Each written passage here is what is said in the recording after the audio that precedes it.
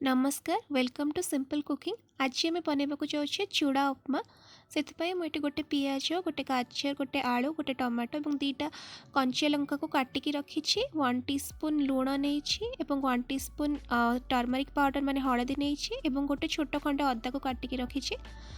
एठी मु 2 बड़ कप चूड़ा नहीं चूड़ा को आपण परिबा सिझी आसला टाइम रे ही माने धोईकी पकईदेवे और गोटे छोट बिड़ा धनिया पत्र को मुझे काटिक नहीं।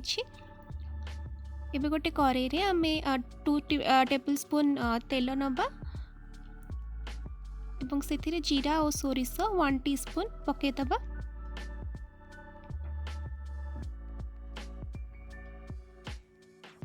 जीरा सोरिष फुटी आसला परे आमे से काटिक रखि पियाज गाजर और आलू पकईदबा।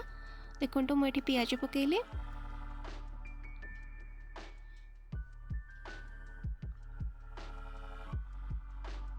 एबे आमे आलू पकईदबा।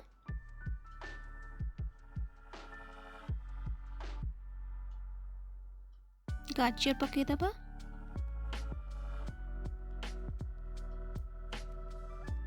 एबे आमे को भल भाव में भाजी नबा।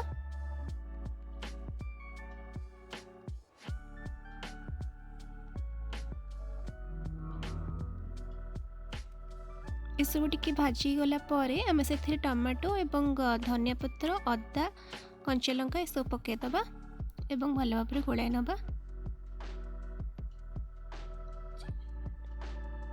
यही टाइम रे आपण 1 teaspoon chilli sauce tomato sauce कि सोया सॉस पकेले तार टेस्ट भी आहरी भल आसी था एवं कलर भी आसी था। मुझे पकईने आपण मैंने पकई पारे। एबे आमे चूड़ा को धोईकी एवं छाणिकी रखी जो मुझे पकई दूचे।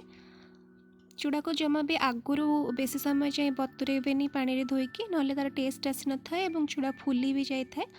तो परिबा सिझी आसला बेलू आमे चूड़ा को धोईकी पकईदबा। देखो एबे आमे ताको भल भाव में गोलाई नबा एवं किछि समय भाजी नबा तापर हमर चूड़ा उपमा प्रस्तुत हो जिवो।